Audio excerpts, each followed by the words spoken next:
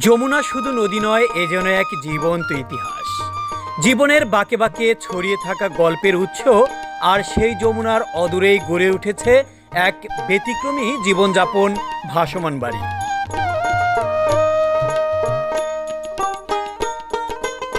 বাড়িটি দূর থেকে দেখতে একটি দ্বীপের মতো, যতই কাছে আসা যায় ততই নজর কাড়ে তার মনোরম দৃশ্যে।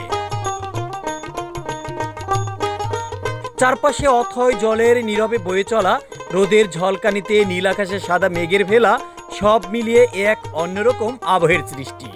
সিরাজগঞ্জ সয়দাবাদ ইকোনমিক জোনের পাশেই বাড়িটি যেন হয়ে উঠেছে স্বর্গীয় সুখের ঠিকানা।